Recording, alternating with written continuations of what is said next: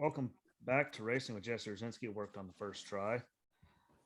And let's just jump straight into everything, Walter. What were your takeaways from Phoenix? Minus the fact that Harvick actually at least looked competitive.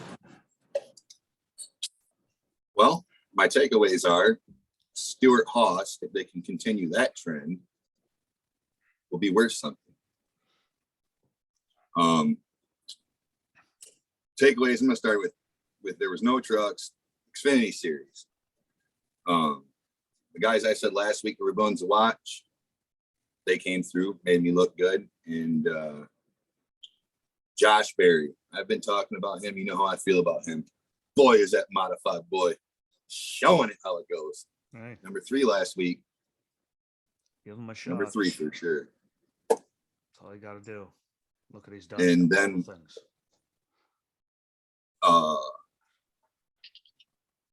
Side note, speaking of Xfinity Series and the guys I talked about last week, John Hunter Nemechek, he's one of my favorites for points this year. He was driving in garbage. I think he's running for the championship in trucks. He just happened to run that race. And that wasn't even like a top tier team, and he rode that thing until he showed his talent. Something I noticed, I didn't notice it as much in the Xfinity Series, but definitely noticed it more in the Cup Series, though. But these new cars, let off equals undetermined actions. You don't know what that car is going to do. Some guys last weekend, didn't matter what race it was, whether it's Xfinity Series or the Cup Series, they would let off, and it was like sometimes the car, they could control it fine, and other times the car was like, I'm going this way or that way. Good luck. Yeah, like the new car jumps fast. Real fast. I mean, look how many people. Even for me, I'm kind of like, whoa, I would not want to be driving that. Look at the names that have spun out and totaled out cars so far just in qualifying this year. I mean, qualifying, people are wrecking.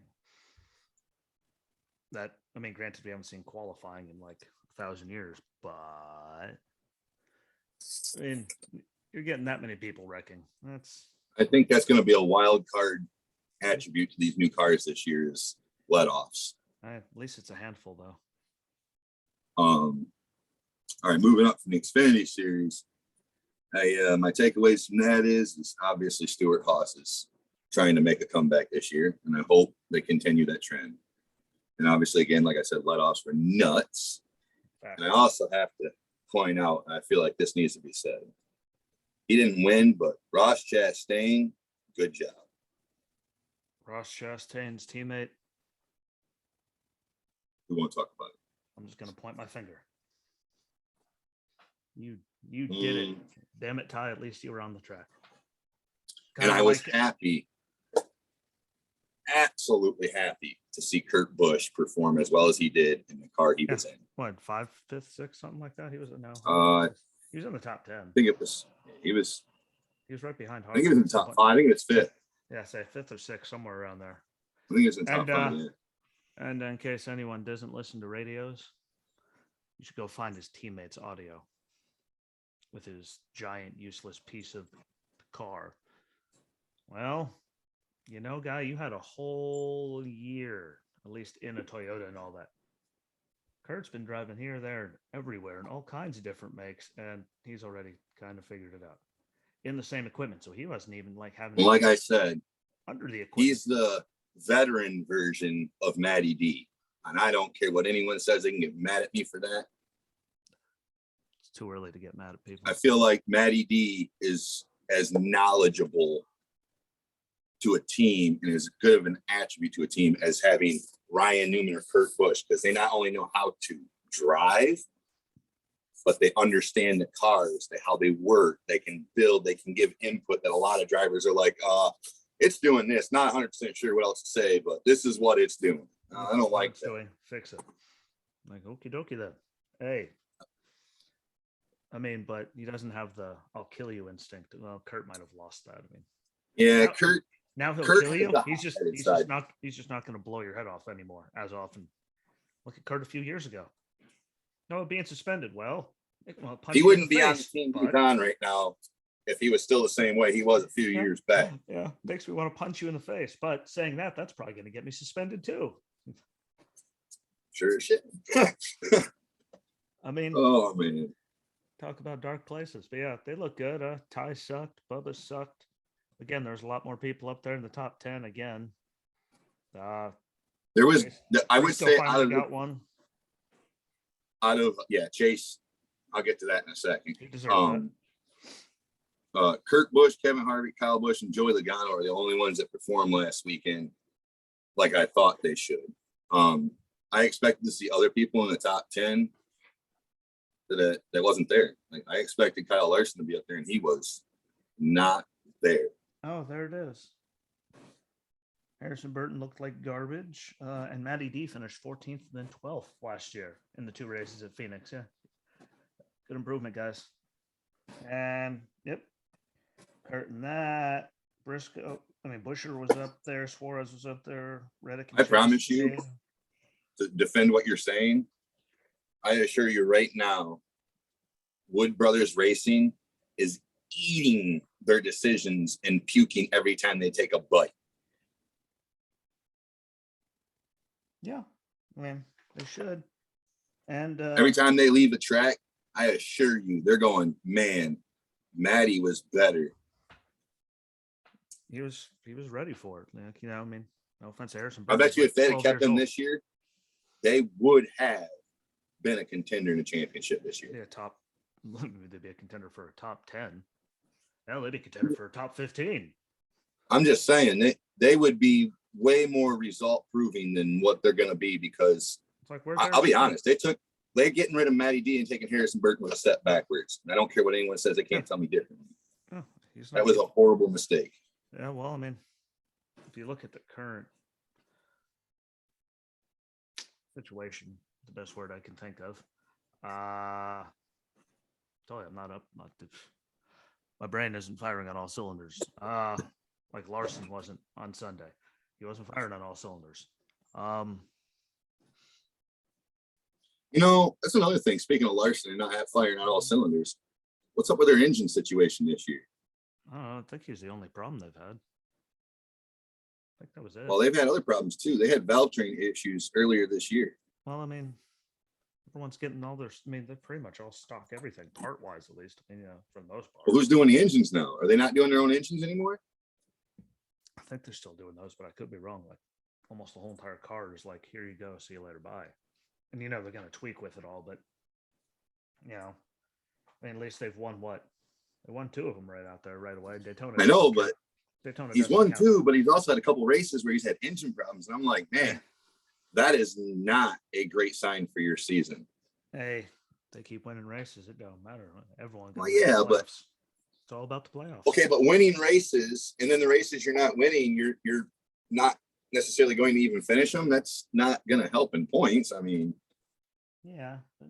Especially if Kevin Harvick does what Kevin likes to do and keep getting better and better every race. But the tops, I mean, as long as they stay in no matter what, if they're winning races, they're going to stay in the top 16. No matter what. Everyone's trying to figure, and everyone's having all kinds of motor issues. I mean, Denny Hamlin, of all people, with the new shifting system, they have missed a shift and was done like early at Phoenix. I mean, not last season. I'm saying, but the season before that, Denny had a lot of missed shifting issues. I know. The season him and Kevin went on their dominant run. He was having issues with shifting in the race. The new season, the new shifting. I mean, but I'm saying, even Gibbs, and how often does Gibbs have any trouble? Those drivers are blowing things off, tires. I mean, there's just so much. They'll figure it all out. But I will say, at least some guys looked better. Some guys did exactly what we thought they were going to do. And for the love of God. What Brad finish at last week? I don't know. He was way back. I thought so. He's looked like junk so far the whole entire. He'll figure it out, but well, he's got financial? Correct me if I'm wrong. Now. I know Ryan's not driving, but didn't he stay on with that company as a? Never mind. They're in 2 different companies. I knew what you were getting at. But Ryan Newman did stay on, right? As more of a. I don't think so. Background guy, I thought. I don't think so. I mean, I could be wrong. I've just been wondering when we're going to see, Rocket Man again. I was like, what? So he didn't get a ride, but he did. Like, we all know the he's that I'm talking about. There's a lot. There's two that are right on the top of my head. He got a ride. Like, all righty then. Well, not I tell you what, Newman will die to win a race. Prove that. Not Ryan, but if I've said this before and I absolutely mean it, and maybe they need to, okay, I'll say this statement first. Some of the things that are happening currently right now with talent would not be the case if certain people were still involved with racing. If one of them was still alive, it definitely wouldn't be going on. Oh, yeah. And you know exactly who I'm referring to. Secondly, you could take his son, get him involved with other things and shit. If they could just get team owners, they need to change the way they do things. Even Stewart Haas. Okay. I love Cole Custer. Don't get me wrong. He's great. He's a good driver. He did great in Xfinity. He is sucking in the Cup Series. It's not good. I'm going to be openly honest. I love Cole Custer. Don't get me wrong. I will always root him on and support him, but he sucks. No. Eric Amarola has won a couple races. I don't think he's performed nowhere near as good as Clint Boyer did, but yet for some reason he's still driving. Granted, Clint Boyer wanted to retire. That's on him. I get it. But still, when he retired on his own choosing, he was still driving better than Eric Amarola. He could at least get up there most of the time with Kevin and contend. He may not have won races like Kevin did, but he would at least contend for top tens all the time. Not all the time, but most of the time. Yeah, I mean, Almirola finally, it took him 2 or 3 years to finally get like comfortable in Stewart's cars. And then the other part with Eric Amarola, I really feel like if I was at Stewart Haas, I would push for this season at the end of it to have 2 cars to fill for next season. Chase Briscoe and Kevin will always bring money. Chase Briscoe understands the money side of it and understands you have to perform to continue because he's a privateer in other series, which we've talked about before. And with that being said, you have Eric Amarola did not come from that type of background, so he doesn't understand that. But he brings money. I'm not saying he doesn't. Smithfield is on his dick every year, no matter what. I get that. But with that being said, for Stewart Haas as a business, he's not the driver to keep. Neither is Cole Custer. I'm sorry. And really, you want to keep him working for the company, whatever, but they probably shouldn't be driving your car. At least debate. Yeah, because everyone else has been looking good. Cole, not so much this year. Sorry, because they could easily go to another series that has a flatbed on it and pick drivers that are most definitely talented enough to be driving there versus some of the other guys. And that goes for all the teams too. That's not just Stewart Haas. They've always had dead weight though. Childress, he could step his game up and change drivers because he's got some issues there. Now, I will give him credit. Tyler Reddick. He's got Austin. Austin at least is right there in the top, around the top 10 every. I'm still like him in the 3. I don't like him, but when it comes down to him and his brother, Austin deserves a ride. Well, yes, I agree 100%. I agree every day on that. Austin's always in the top 13, I'd say. He's definitely night and day difference between his brother and him. You at least see him up there. So at least there's, that.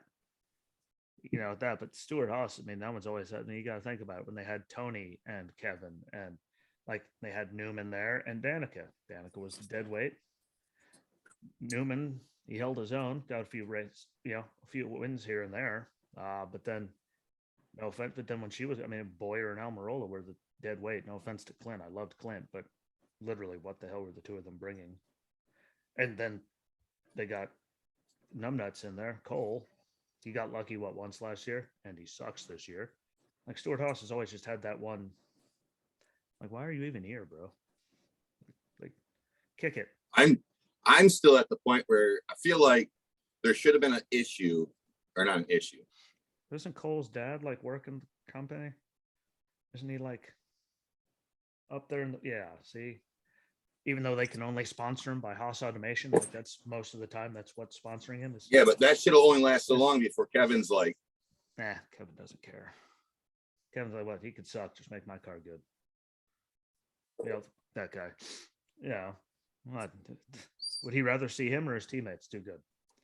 Well, that answers that question. Silence is golden. Silence. I really think is consent. Keeping him and bringing, I still say this to this day, if they'd have brought Matty Dion and put him under Kevin, working with Kevin would have, dude, he would have been hard to stop. Matty D would have been trouble. He would have been.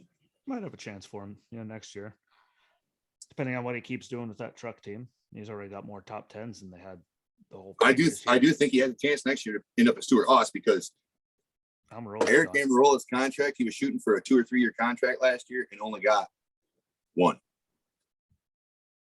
They're like, what? So, sorry, guy. Like, sorry, bro. He kept openly talking about it. I want a 2-year contract. Well, you got 1. Good luck. Yeah, and again, that could also be Smithfield finally being like, sorry, guys, like, because the business is changing and it's a lot of money. I mean, we never thought Lowe's would leave Jimmie after all those years. And look how big Lowe's is compared to, like, no offense to Smithfield. I mean, Lowe's, everyone knows what Lowe's is. You hear Smithfield, people have to go, excuse me, who? Yeah. So, there's that. But I'm just going to go to a. Yeah, but the difference in that scenario, since you brought that up, is you look at Jimmie Johnson's partnership with Lowe's. What did Jimmie Johnson do for Lowe's? I'm saying he won them 7 championships, and they still left him. What has Eric Amarola done? He's done a lot of good for, Don't get me wrong. For them and all that, but quality side of things for NASCAR and they're bringing inclusion. They called it something. What was it called? I don't know. All I know is Eric Almirola is a great ambassador for NASCAR because he doesn't get in trouble. That's what I was trying to get at. Is he was part of the push to get other, I don't know how to say it, I guess other races involved into the sport. I mean, because before Eric Amarola, Juan Pablo Montoya, and Daniel Suarez, you had mostly white guys or black guys involved, and that was it. You didn't have Asian people involved. You didn't have Asian Americans. You didn't have any Latina Americans, Hispanic Americans like that. And it just wasn't there. They were all told that, the stereotype that we're all just a bunch of racist hicks that watch it. I'm like, no, not really. You guys are for calling us that, but we're not. NASCAR not a racist sport. I don't think it never has been. It, like where she grew up in the Bay Area. There's what the stereotype lived large. You can go to local tracks all over the country, and there is no discrimination in any form of racing, at least not that I've ever seen. But my big closing thought on all of it was when I'm watching something like SmackDown, when I'm watching, Monday or Saturday, whenever I wake up to watch wrestling, to catch up on Friday night stuff, for the love of God, when you're advertising NASCAR, in the bottom right corner of the screen, I want to make sure NASCAR, everyone hears this crystal clear. Take Bubba out of it. Okay? There's guys that are, I don't know, Chase Briscoe winning races. All kinds of people that are actually doing something to earn that spot. What? I got it in 2020. Like, guess what? Speaking of Bubba referring to him, has not earned to be in every advertisement for everything when he's literally screaming and cussing and throwing a hissy fit, finishing in the 20s while his teammates running in the top 10. Sorry, not sorry. Put him in there because he earned it. Hell, put Suarez in there. He's running better than him. Well, my thing of it is you look at the team owners for Bubba, okay? Who are they? Denny Hamlin and Michael Jordan. Michael Jordan doesn't like. Neither one of them like to lose. I'm going to say that. Michael Jordan is worse than competitive. He likes to win and win big. He doesn't like losing a game of war. Okay. I mean, this is a guy you have to perform for him to be consistently impressed and consistently happy. I just take him. So my thing of it is you got Michael Jordan and Denny Hamlin, the owner of this team. How is their mindsets not like when we were on active duty? Okay, shit rolls downhill, right? Use your brain.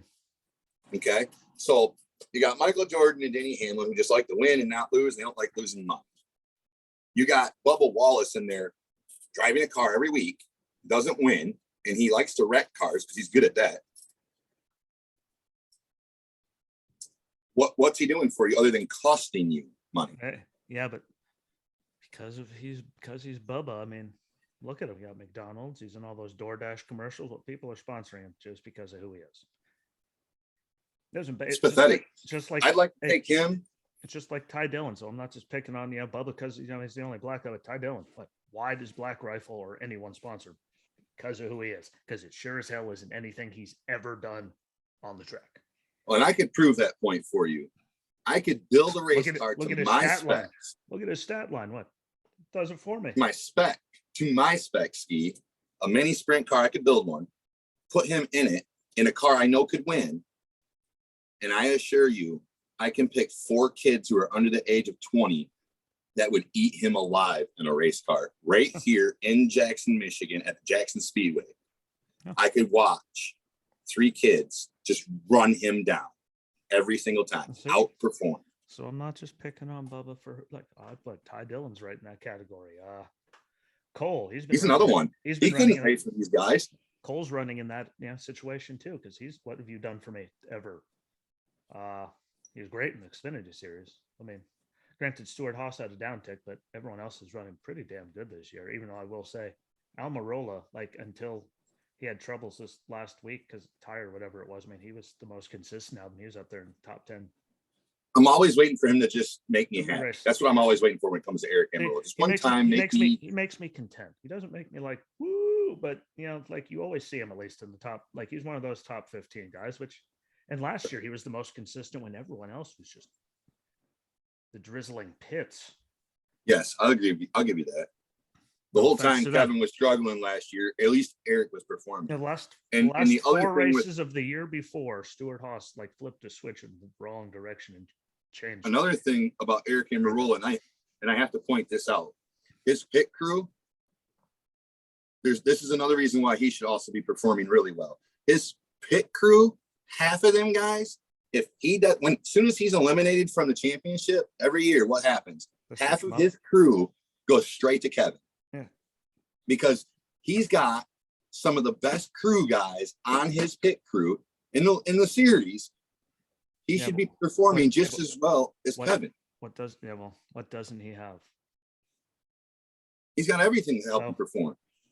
He's missing one thing. Well, he don't have Rodney Childers. I'll give you that. There you go. He doesn't have Rodney or Tim.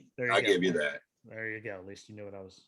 He's missing one thing. Damn it, he is fine. Yes. You can have. I'll give you that. He does not have the combination of those two. You can have another Tim Fiedel spotting because there are some really good ones. Oh no, dude. I'd say there's some really good ones. I'm saying on the spotter stand that used to be drivers and actually fully understand it. So, there's TJ Majors. What's the one that used to spot for Tab Boyd? Wasn't it Tab? Or was that Tab? The guy that spotted for fucking Dale Jr. Yeah, it was TJ. That guy, I like him. No, but there's never remember his name. There's some good ones up there, but he doesn't have Rodney. And I'm sorry, Rodney. Jesus. That's what I'm saying. Go back and look at his racing career. Suddenly it makes sense. I don't think you'll ever see in NASCAR again that kind of combination to work with a driver that, let's be honest, Kevin Harvick. There's no way to deny this. He is a hothead. He may necessarily not necessarily the easiest guy to he deal with at times. He can contain it better now than he used 2 years ago, like Kurt Busch. He's also in his 40s, I believe. Suddenly the testosterone level, and you have kids like, fine. I think Delana helped too. I can't sit on the pit box going like this for 300 miles. What I'm going to get him. How many? Let me point out like this. How many team owners do you see that absolutely is a yes ma'am, no ma'am to one of their drivers' wives? Yeah. You don't see it like that. No, but he could. There's just an atmosphere there that's around Kevin that I don't think you'll ever see it again. I mean, it was even with Childress when he did it. I mean, who the hell gets their car wrecked out that early? And they're what? They don't clear off their pit box. Why? Because Kevin is sitting on pit road like this. 300 miles just waiting on Biffle to finally be done so he can leapfrog his car and just Well, like we're gonna nope, we're not putting the pit box away. Why?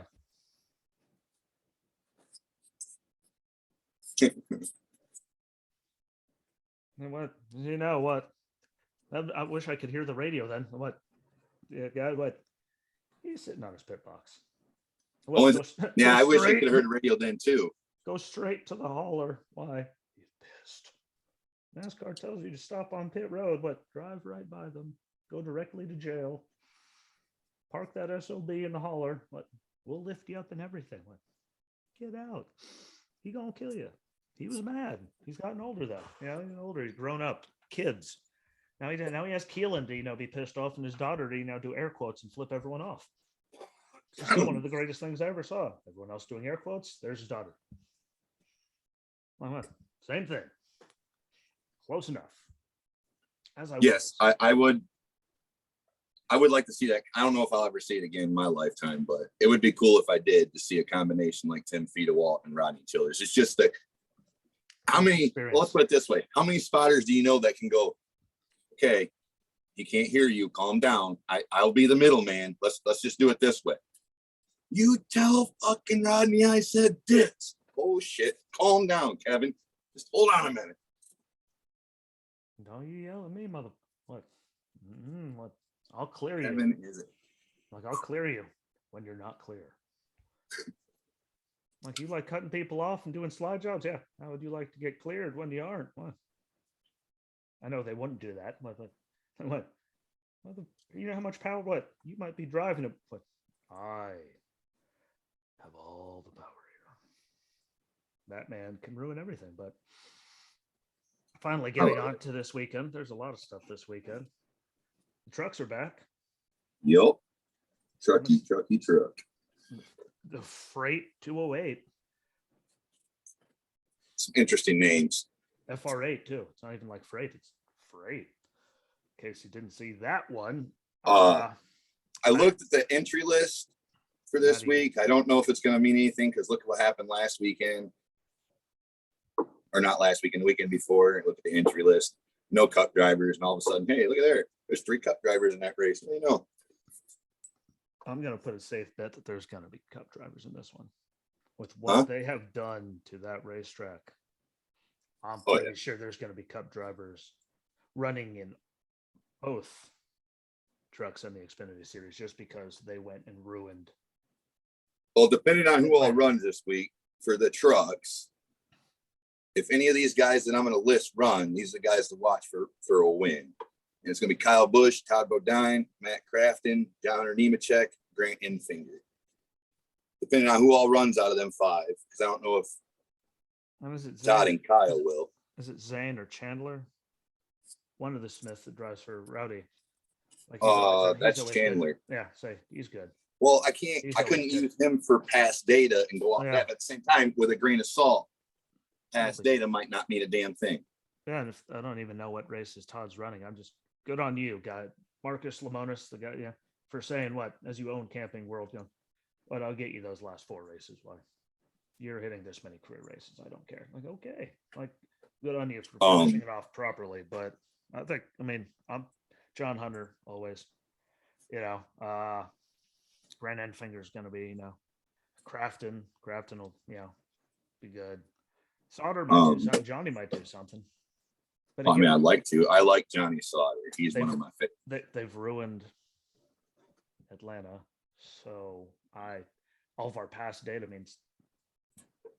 That's why I said with a grain of salt. No, it means nothing. Just like the Xfinity Series race. We all know who's going to be good in it. I just don't know how to predict, the actual, because Allgaier and Dinger, and Jones, and Yaley, they've done good in the past in this track. But like I said, it's going to be, I don't know what to expect because I don't know what all changes 100% has been done. I don't know if the lines have been affected. I'm assuming the lines have been affected.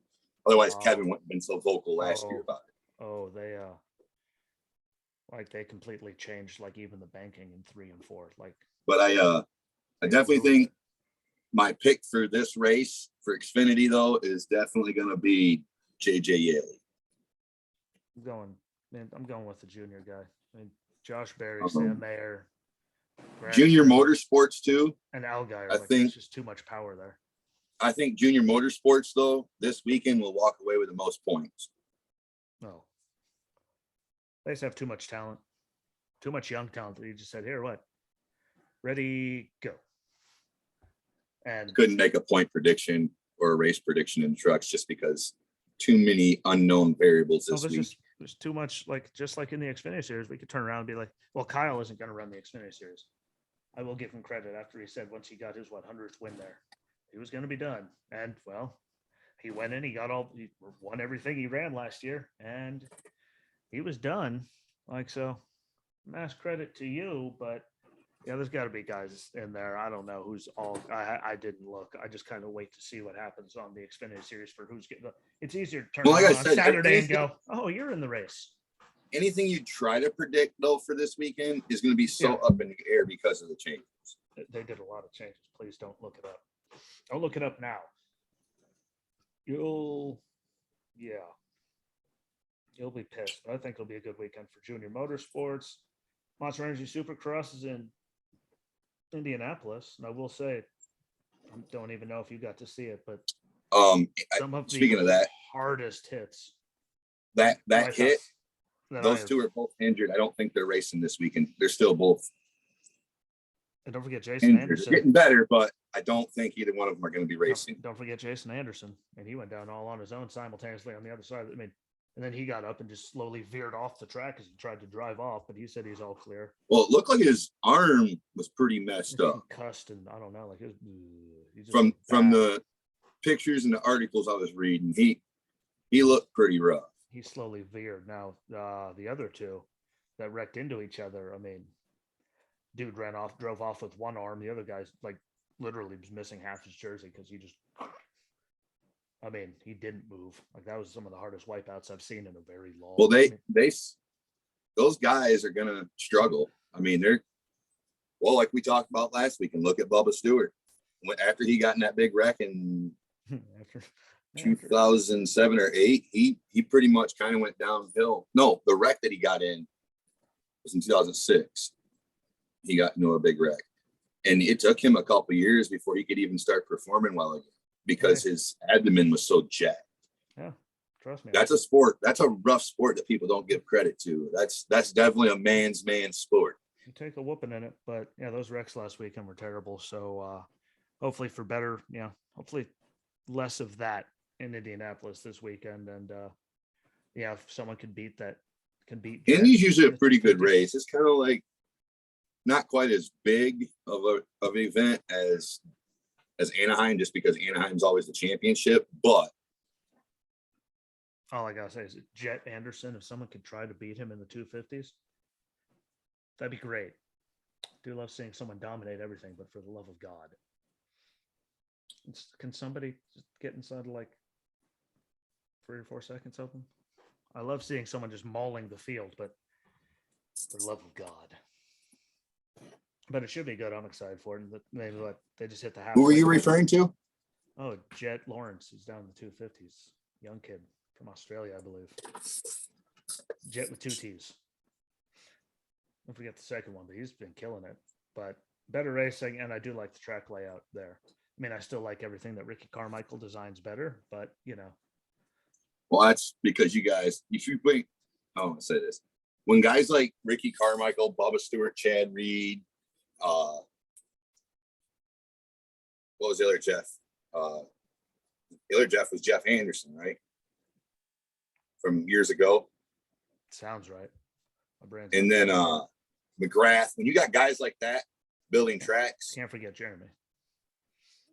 When you got guys like him, and then the others I just listed designing tracks, you're gonna have a good race. Just like Travis Pastrana. He's anything he does, it's all or nothing. Everything. It's all or nothing. Career. Like his very short stint in NASCAR. But he said he's that kind of guy. Now, it might be because of his dad being a Marine. I don't know. But he does something. He goes all in. He does it. And if it's not good, he's done. There's no mediocre stuff with him. And I like that about him. Yep. A lot of people have lost that. Some of the tracks I've seen him build are, I would love to race on them. I'll put it like that. Yeah. They would most definitely be a fun, enjoyable race. Yep. So, but I think it'll be a good weekend again. 250s, they're coming up. I mean, they're going to be done soon, but I mean, like.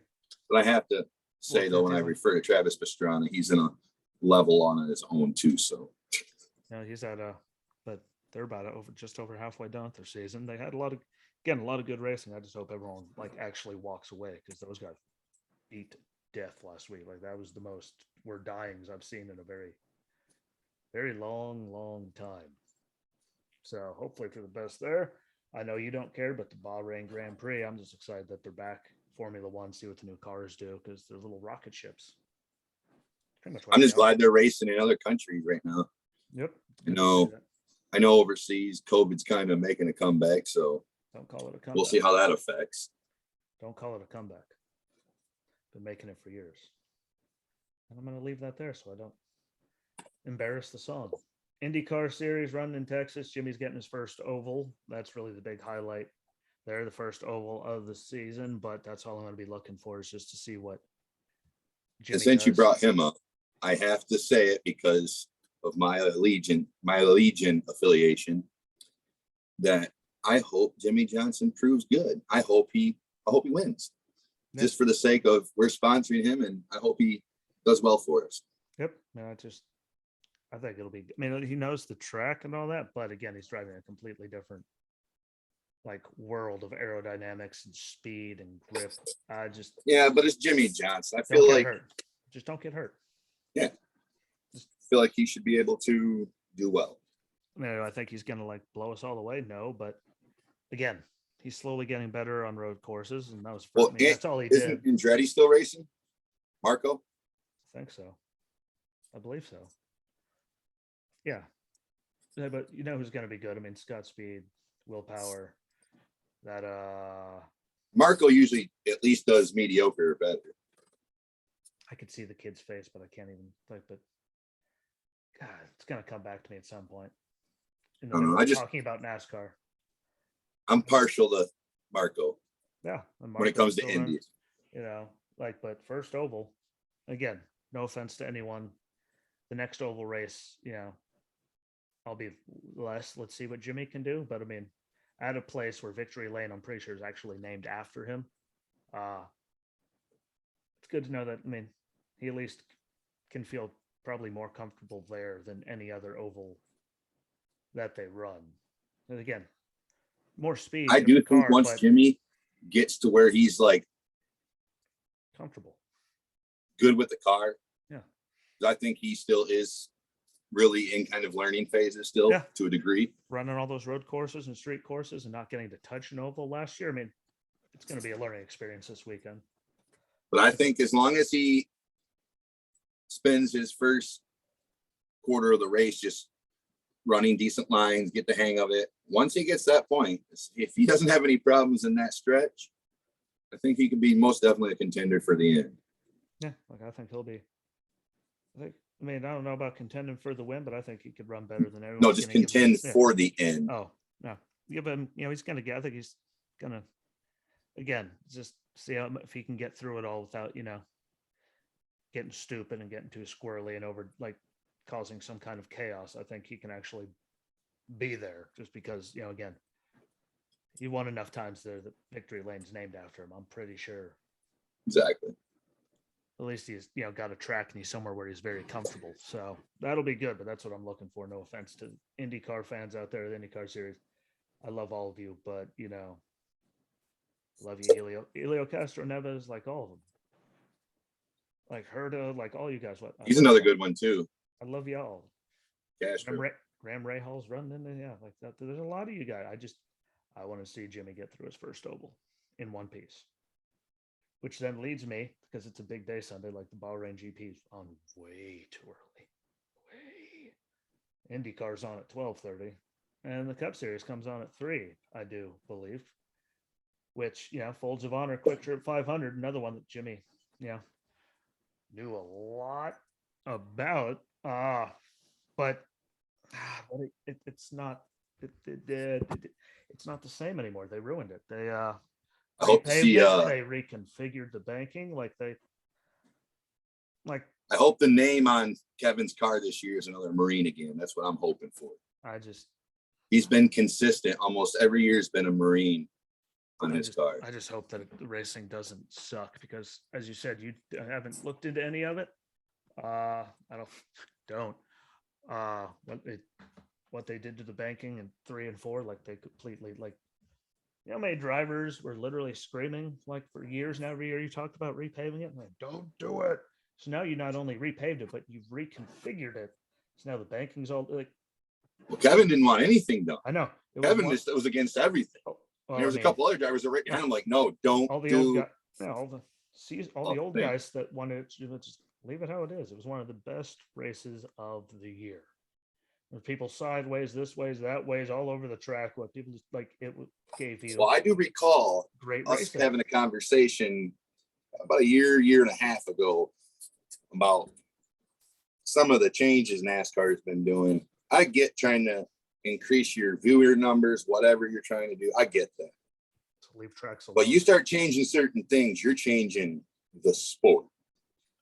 I'm sorry. And there's some tracks you just don't touch. Atlanta shouldn't have been touched. I'm still sour about Rockingham. That should have been, never. The Rock was like the testing point. There was another one down there in North Carolina that was real big too. North Wilkesboro. Huh? North Wilkesboro. Yes, that one. I'm still partial to that track. Why did we? Because especially now that they're wanting smaller tracks. Because business was booming, so they went to all these. So they decided we have to have 1 million cookie cutters and supersized racetracks that are all exactly the same. Like Auto Club should have that was cool for the first couple of years. That should have been gone a long time ago. And we've had that talk too. There's a handful of super speedways that honestly should never be touched, changed, or anything either. And I'm sure people like Kevin, Kyle Larson, other drivers that would say the same thing. I know if you talked about changing Michigan to Clint Boyer, he'd probably be sour about it. I feel like it's only a matter of time before NASCAR starts trying to change things at the big tracks. Yeah, see, when you mention the big tracks, though, that's where my problem comes in, because in all my reading and everything that they've done, there's reports like what they said, what they reconfigured it, that they want Atlanta to run more like a super speedway now. Like, I'm sorry, guys. And I've seen reports that coming straight from NASCAR. Like, if I turned on the race on Sunday and it's running like a super speedway, I'm going to hit down on my controller. I'm going to hit X. I'm going to hit record. And then I'm going to leave the house. And then I'll fast forward through the stupidity the next day. Like, if you took Atlanta and turned it into Daytona and Talladega. I'm telling you right now, if they did, you lost me. You're going to have drivers and fans alike that are really going to be unhappy. Granted, now drivers have a little bit different responsibility in the scenario than the fan does, but ultimately the fans have the final say. We're the ones that pay your bills. Exactly. Who pays the bills? The fans. You have no fans. You don't sell no tickets. You don't have no racetracks. The sponsors are great unless they look at empty racetracks. What? Sorry, guy. What? You have 12 people there. Yeah, but I heard new reports. And when sponsors of, in going back to those guys that would say something, if they say something, they're against it. Odds are the people backing them, fans, sponsors, are gonna be like, it's gonna cost us money. What's going on, people? You can't tell me network decisioning is all that's changing all of this. You can't tell me that, because I've heard that statement. Network conversations, this is what's need to be produced and projected. No, take your political shenanigans and your civil rights stuff. That has nothing to do with NASCAR. Take all of your everything out of it. Take all the shenanigans of, we need to change our TV viewer status. No, I don't care if people from LA watch NASCAR. Don't get me wrong. I have people from LA I absolutely adore. Dr. Dre, Ice Cube, Snoop Dogg. Those guys, I love them. Don't get me wrong. But NASCAR did not come from sunny and 75 every day, ever. It did not come from there. The only thing that came from that type of environment is Baja racing, and that came from Mexico. So no, let's back up on that. These viewers want to see this. Drivers want this. Drivers that race at Atlanta and are telling you not to change the track is because that track is fun, entertaining. People can race, truly race there. You start changing it, and like you said, turn it to a super speedway mindset or type of track or driving style, that's turning it to garbage. Don't get me wrong. I love my big tracks. You know that. I love Daytona and Talladega. I mean, like, it takes a level of skill, but there was not. I mean, maybe Darlington. Kyle Larson's a good example. Maybe Darlington. Darlington, I'd say one of those old, just. Yeah, I like Darlington. That'll gnaw your tires up, and like you actually have to know how to drive if you're going to be good there. But you actually have to have the capability to put that thing, to take that car, put it on your damn back and go. Why? Because your tires are gone and useless in 5 laps. And you're just all that's driver's track. Because you actually have and I also don't think drive. They should change. Like, I've seen tracks and racing structure change to the degree in the last 2 years that I feel like some of the tracks they go into, I'm disappointed at the end of the race. Like, not because the drivers I was rooting for didn't win or nothing. I'm disappointed because even drivers I don't like that I know should be in certain spots, it's like they're not even performing right now. Like, yeah, I mean, I'll say that when they redid like Phoenix, like, I'm okay with what they did to Phoenix. Yeah, what did they do? They tore down a grandstand, they built a new grandstand, and they moved the finish line off of what used to be turn 2. That's fine. Yeah, I'm okay with that. What they moved it, people are beating the hell out of each other coming off of that thing because, well, hate to break it to them, the old front straightaway, it used to be, you didn't get a line going, but you were either up and no one was going to catch you, or you were wrecking someone to get by them. You're welcome, Newman. We still remember, either get by him or you're not making the playoffs. You're a crunch. It's Newman. But Phoenix didn't do anything. They didn't ruin it. But a lot of tracks, I mean, you don't see a lot of wrecks. Look at Bristol. There you go. The more you know. Carry on. But yeah, they ruined Bristol. Sorry, Ed. I agree.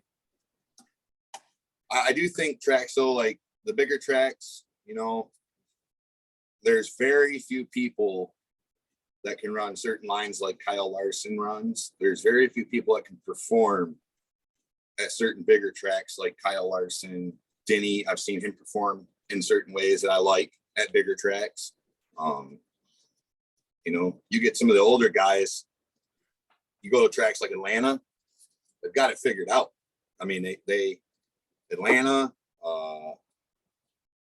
Talladega, them bigger tracks, either you're good for the whole race and you know what you're doing and you strategically can do the race, because I feel like some of these tracks, they've changed the things to where strategy doesn't mean a damn thing anymore.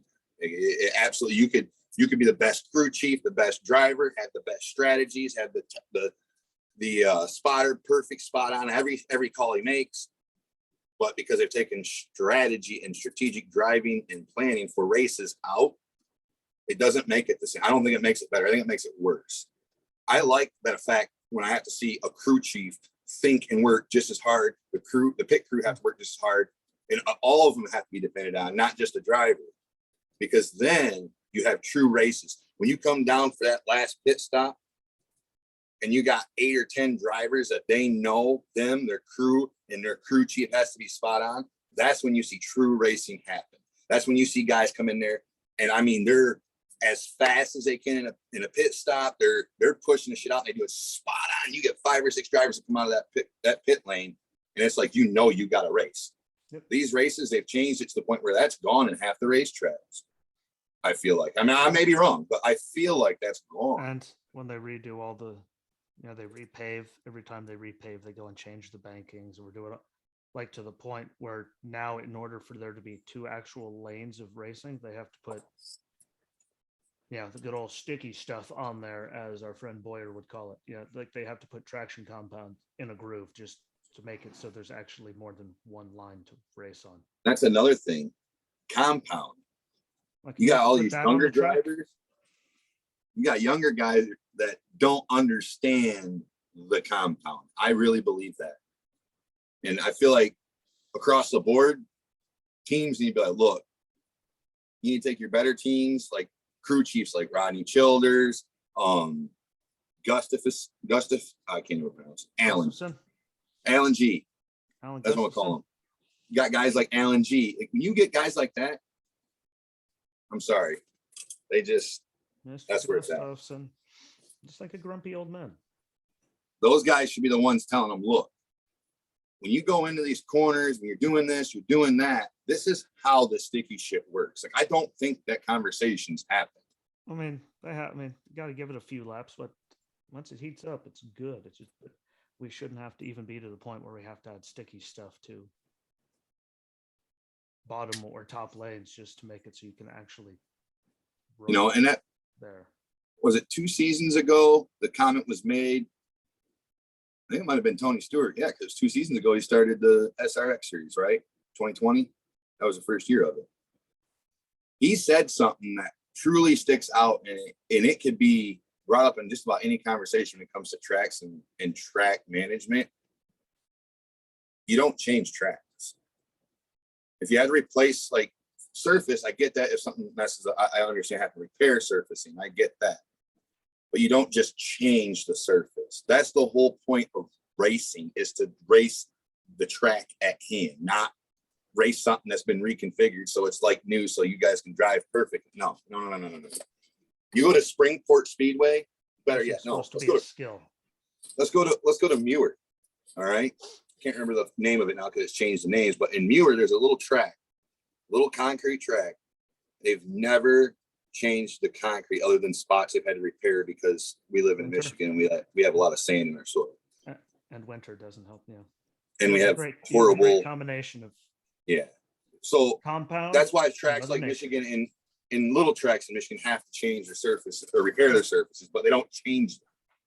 They don't change their angles. You come in there, you're racing the same way every time. The only things that could change is every once in a while, if they didn't patch it just right, you may have a slight bump. Yeah. And that's just part of racing. If I'd be like telling a mini sprint guy, hey man, it's never, or any sprint car of any form, it's like saying you're never gonna have a bump, you're never gonna have a hot bullshit. Dirt tracks, they rot out and you got bumps. You got craters that you have to bounce across. It may only be that deep, but it's gonna feel like it's that deep in the sprint car. You don't have a bump, you have a craters. You have a you have a Pennsylvania and Michigan thing we like to call potholes. It's not a pothole. It's Michigan don't have potholes no more. We got either smooth surface roads or we have we'll eat your car up today for lunch roads. You can have a whole you can hide a whole road cone in it and you wouldn't know the difference. Well, there's some potholes right up here, Ski, that are no joke. Big enough that a Super Duty hit them, it would blow the tire off the front end. Wouldn't surprise me. And that's how big these holes are. From Pennsylvania. But anyway, on that, they shouldn't have done it. They should, and that many people are like, well, we'll pay you to not touch the track. Yep. I do get it again. Having to, resurface, because again, some of those are 1 million years old, and there's only so many times you can patch something or put close it up, the seams, put goo in it. There's only so much of that you can do before you have to but I mean, because if you had a section that was horrible, I could see cutting a whole section, the whole width of the track out, repairing the undersurface, the base, and then put a new patch in, but keep everything the same angles, the same degrees. And tracks have done that. There's been tracks we've seen do that throughout the years where and what that whole corner was blown out. Well, yeah, there's only so much you can do to affect that we've seen last year. I hope they've reconfigured and redesigned them over the off season. Is the curves on these road courses. Yeah, like at Charlotte, especially. Those turtles were bad last year. Yeah, They they never need had to that come up before. with a reconfigure. I understand it was modular and it was easy to change out, but like They were ripping cars. you have to have something apart. catastrophically bad happen before that happens. It's like I'm like sorry, but if a car 7 hits catastrophically bad things last year before they Exactly. did anything. Oh, we'll If just a go car and take hits them out. one time, you should probably stop the race, check it. And if it's fucked up the slightest bit away, change it, because the next car that hits it, if you don't replace it, is going to cause serious problems. I.e., look at the Roval last year. Everyone, I mean, there was somewhere else where it was just, I mean, was it? No, I think they had the same ones. There was 2 road courses that had that problem last year. I'm pretty sure. Course? Yes, I think it was Indy. Because all the other ones were the normal, like, yeah, you get like Fontana and stuff. They don't have any. Yeah, those are all concrete curbs that are like, normal. They're not, But my gosh, those modulars, they weren't even plastic. They were, you know what they were? Well, I saw metal under there and all kinds of diamond plate aluminum, and then they were built in 8-foot modular section or 12-foot, I think they said. Then they got hit and all just you only can hit it once, and then you hit it a second time. That's why I'm like, front end. And who was it? The second time they hit it last year at the Roval, whoever that was, the guy behind him hit it too, and it destroyed his oil pan. Yeah, I mean, it's like pieces. And what they do? We took up that layer, that spot of curbing. It took like what, the 9th car this weekend before you figured that one out. Like you beat it down with the hammer. They came back through on green again. Another guy blew his front end out. I think there was like 3 or 4 guys before they finally went, okay. And even if they didn't change the style of curbing for that, move it back 4 feet. I'm not asking a lot. 4 feet is all that needed to be moved. 1 panel's width, which is how I'm assuming that they just took a sheet of diamond plate, stuck it in a shear, and just said, okay, shear them off all at 12 inches, and they just took them plates and welded them in there in 4-foot wide sections. Well, the very first 4 foot, if they just took that section, left it out on those 2 turtles, it would have been great, but they didn't. Yeah, and it was all the one on the back chicane, on the back straightaway. That one, when it was in the back. They made that first left, and you made the first left. I mean, some people even made it to the first right in the middle of it. You didn't make it past that one, at least not rolling. I mean, at least not under power. I mean, this is gonna sound stupid, but they could even do a Supercross style deal. Put some bales of hay up there. Looks good. Well, I mean, they could do that. Make some socks, put some bales of hay over there. Because at least if you hit those, you weren't where you were supposed to be. But 2, you're not going for a catastrophic destroying ride. You're going to have to deal with some dust. Don't deny that at all. You're going to see when it happens, but the car is going to be able to go up to the pit road, pull all the straw out of the grill, and keep going. Not go up there and say, hey, can we potentially put all new front end parts on here in 5 minutes? It's like I like the Roval. I really do. That curbing has to go. Like they ran it for years without having that problem at all. Well, I mean, and then last year was what's wrong with just laying down? What was the other things they used to use? You know what they reminded me of? The things they used to use. It reminded me of the stuff you go like to a fair or a flea market, something, and those things that go over the wires. That's what they used to use, as a plastic material similar to that for a lot of different type of racing. Even when they used to do the miniature Indy cars downtown here, even that was with the plastic curbing. It was a polycarbonate of some form. I don't know exactly what it was. I'll probably get corrected by somebody if they hear this, and I know who it is. But yeah. Anyways, it's just, I don't understand it, I guess. And as a guy that's raced in other stuff, not just street stocks, I'm looking at it going, a polycarbonate one would do just fine. And when that breaks, it just breaks and goes down in. It doesn't cause a can opener on the bottom side of your car. Yeah. Which is true. And now they got, the whole, as we saw at Daytona, the whole bottom of the car is completely sealed off now. So maybe I mean, that's their answer to it. They'll just close off the whole damn thing. Why? Like, so that, like that. Okay, that was your answer. Like, how about you just, I don't know, get some plastic. We have enough of it. Melt it all down, and make a curbing that'll just break, and not go like this repeatedly. Yeah, you don't need a can opener going. Yeah, like And all I can say is they're all lucky when that. The only fortunate thing is when that happened, nobody's rear axle got caught by that. Because if it would have caught the rear axle, it wouldn't have been a couple cars out. That would have been 8 or 10 cars out easily because it would have spun that son of a gun sideways instantly, yep. One way or the other. And I would rather go into other cars than go into the wall where it was at, because that's going to hurt. Thankfully, they didn't have that problem. But yeah, they need to fix that and stop ruining racetracks. Because, like I said, again, I turned on the race on Sunday. I mean, it's not going to run like the old Atlanta because they went and screwed it. But I mean, that new banking, like if they went and ruined, How many degrees did they change it? I mean, it's down. Like from the picture I saw, if there was any truth to it, like it's down in 3 and 4. Like it's down. It's no longer the wall. I'm just trying to think how the line would be at that point. I mean, it's not like all the way down, obviously, but it's not. Well, no, but I mean, if they changed it more than 2 degrees, it's going to make a huge difference. And I know that sounds stupid, but at 100 miles an hour, a 3-degree difference There's a lot. changes your handling completely different. So, I mean, if it's more than that, it's going to be, for lack of better terms, a shit show. No, like I'm this is always one of the ones that I'm like, I don't care what I'm doing. I'm going to be home and I'm going to watch that.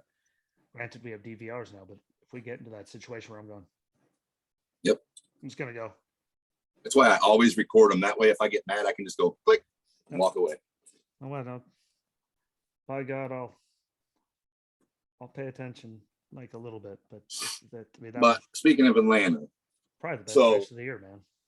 Used to be. Previous drivers, previous track, or not previous drivers, but previous track, the drivers to watch would have been Kurt Busch, Kevin Harvick, Brad Keith, Kyle Busch, Denny Hamlin, and potentially Kyle Larson.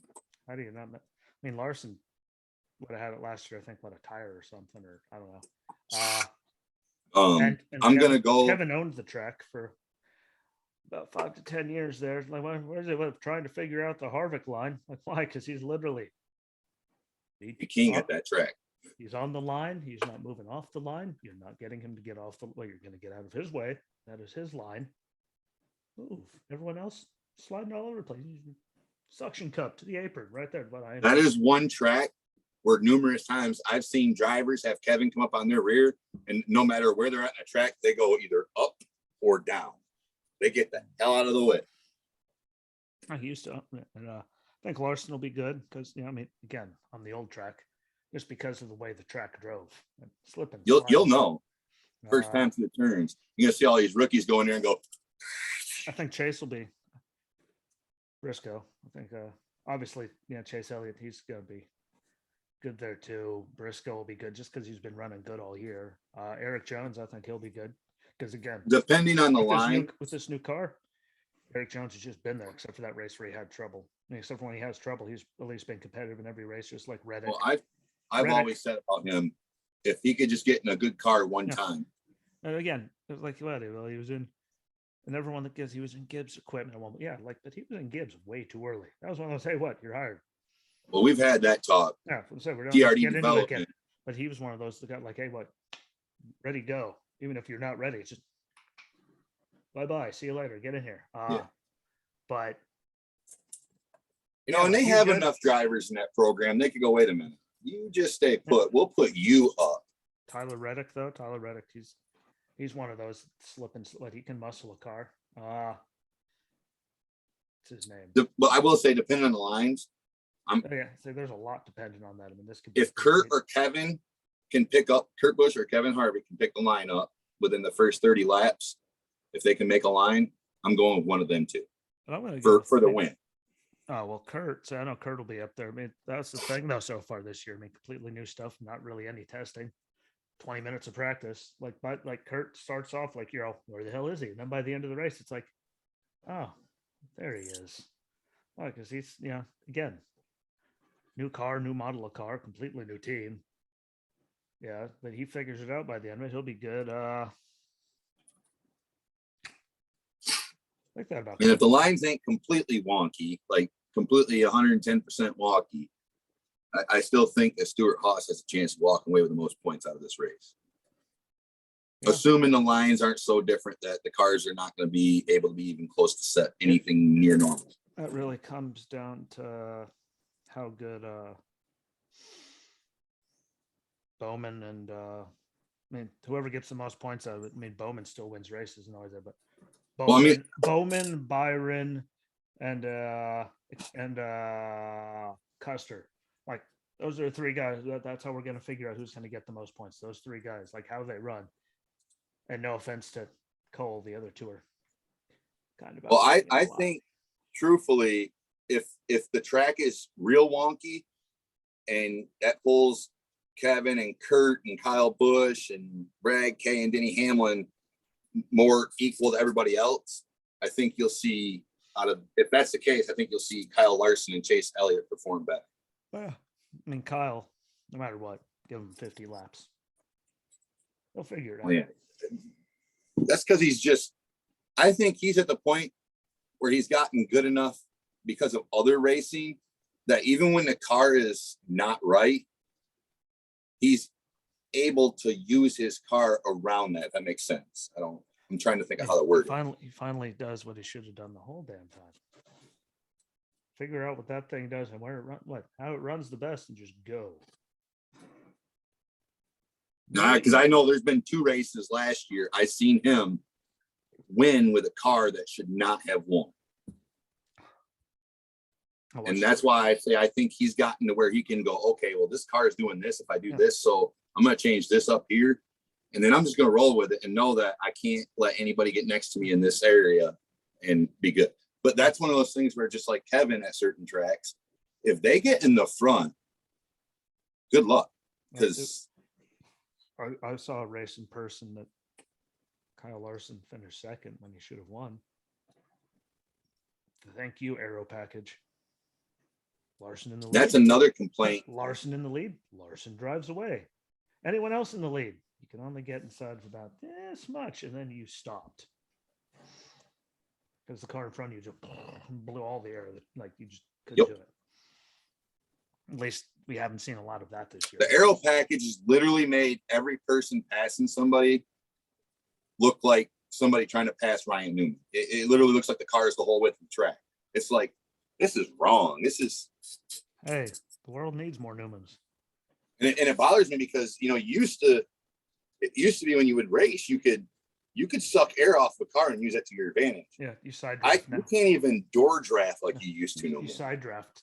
People are, let's just say they're going the wrong direction. Like simple side drafting is getting people like straight, just the car just goes all on its. No, well, he's gone. I'm a person that growing up, I had to learn that racing, how to be able to suck the air, to be able to pass guys that were as good as me, if not better. You know what I mean? Yeah. I had to find ways to perform. And those are one of the key things that drivers go to. If you can't use a draft, racing has changed completely. And that's what they're doing. And I don't like that. Yeah. Now, granted, don't get me wrong, on the smaller tracks, you can still get guys like Kevin Harvick or Chase Elliott just don't give a shit, and they'll come right down in the corner and push, and you're either going to go with them or you're going to get pushed out of the way. But if you're not on a small track, if it's anything bigger than a mile and a half or a mile and a half, even some of them, good luck. You can't draft like you used to. I think that's just lack of time on the track with the new car, because they made all those damn rules about testing and all that stuff. Like, I'm sorry. Like, bigger teams are going to run better anyway. Shouldn't make it so no one can test anywhere. Like, they used to be able to do it. They're going here. And then when they do go there, just try to figure it out. They get fined. People get suspended and all that. Because why can't they test anymore? I think what was the gain by doing that? I mean, knowing NASCAR is probably leveling the playing field type excuse. Like, well, what did you level? Like, you made. Well, I mean, so now the smaller guys are still smaller, right? Because they don't get any track time. A track's usually only $2,500 or $3,500 for a day. Yeah, I'm sorry, but the big teams, like if you're trying to level out, the big teams still have better equipment regardless. So, Well, yeah, you get guys like Joe Gibbs. what was his They name? pretty much run Toyota in NASCAR. What was his name? In the Xfinity Series. He's a smaller team. I don't remember. I know they went and tested. They got like a bunch of suspensions and fines and stuff for a little team because they went and tested one day. One of the littler teams. I'm like, what? Like you're trying to level the playing field. What good is it going to do? If you're telling people, well, we know you make millions less than these guys, but yeah, you're also not allowed to test to try to get any better. Like, wow, the equipment's already better. Like we have people's hand-me-downs. We should try to be able to run to make our hand-me-downs run as good as they can, because we need more than 20 minutes of practice to do that. And if that's the case, if they really want to say they're leveling the playing field, there's another solution that they could do it differently. Whoever is up every week, if you finish like so this weekend, right? They finish Atlanta. Whoever the top 15 is from that race, they shouldn't be able to test the next week. Everybody else test. Yeah, you should, or they should get like an extra 15, 20 minutes. You want to level the playing field, give them the chance. Give them extra. You were in the top 15. No, you're not testing this week. You guys, good luck.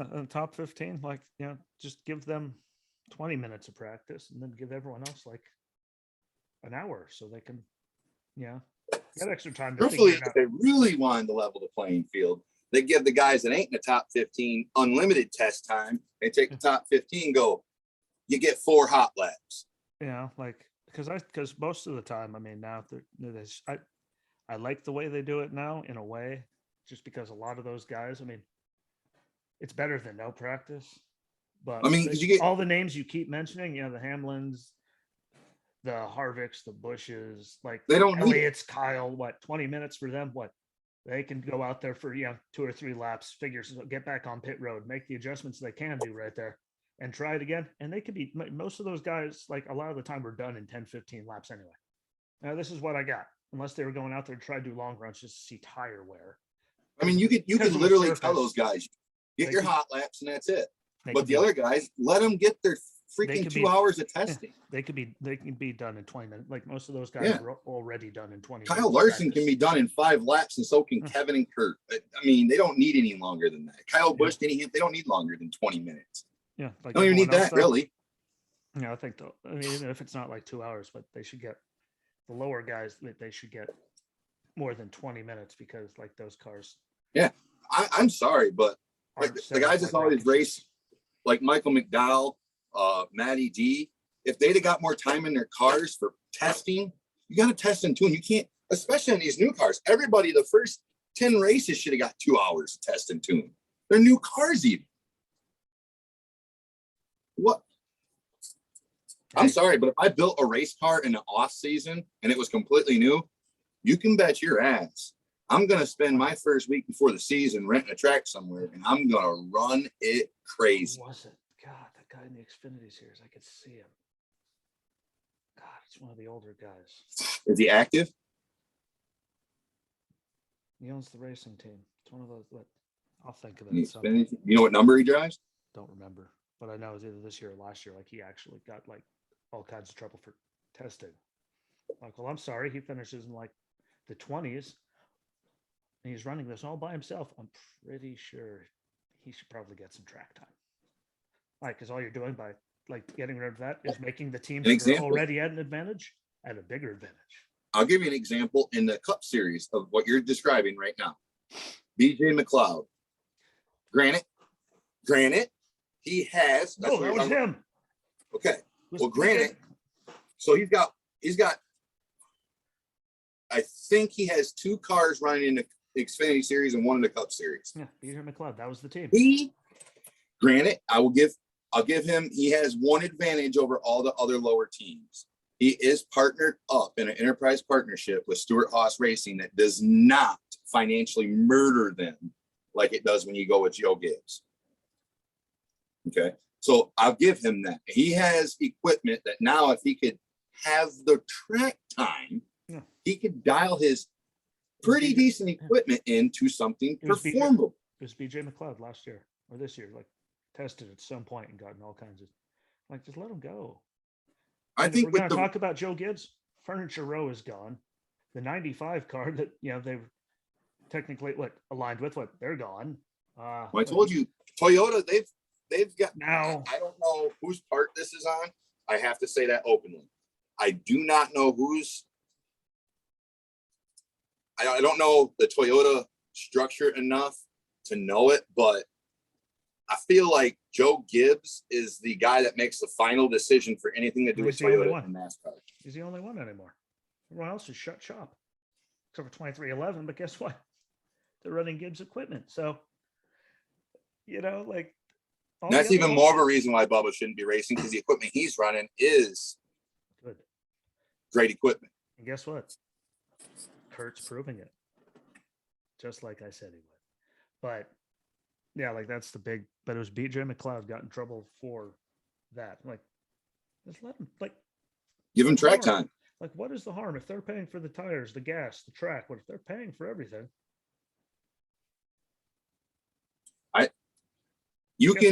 The best you got to be able to do during the pandemic, but no practice. No, ready, go. Everyone, if you're going to do it that way, everyone was on the track the first time, ready, go. See what your car does. Like, what? That actually leveled it off because no one, there were so many. I don't know what the hell's going to happen. Yeah, if they wanted to change it up, that was one of the very few outright complete changes that I was okay with, because it literally did level the playing field. Yeah, you only had two guys that were winning, and everybody else was equal. Not evil, but equal. They are evil.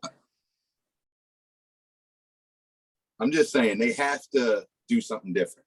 No, I just, again, if you're up 20 minutes isn't going to do anything, because the big teams, they have a much larger notebook. No, and there's more to it than just the fact that they're a bigger team. Well, you get guys like Stewart Haas Racing or Joe Gibbs Racing or even Richard Childress, if we're going to be completely openly honest. You have all the money, those the guys, finances, the track time, the simulator time. Thank you. You get guys like BJ McLeod. They don't have the money to have the best engine builders. They don't have the money to have the best crew. They don't have the money to have the best. Aerodynamic team and chassis. Yeah, there's a lot that those guys don't have. So I feel like guys like that, Trackhouse Racing, they should have hours on the track during the week. Each track, they should be able to have hours on. Look how good Trackhouse is doing. So good on Trackhouse for their second year. And again, Suarez, I think that was his worst race last weekend. But until then, look at him. He almost won in Fontana Auto Club, whatever the hell it's called anymore. I don't know. He almost he was up there. He was up there in Vegas. Chastain's right up there in it. For where they started, no offense, but look at them compared to 2311. They've been running, consistently good, and time's up. Oh, I know. This is where we were getting there. But closing thoughts. Hopefully they didn't kill the track. Yeah. They did. We'll find out. So thanks for watching. Don't forget to share it out. It's on the Facebook page too. Find that, share everything out, share it out to people wherever you can. Yeah, that's me. And I'll be back at you on Monday with the response. So till then, be good to each other. Peace.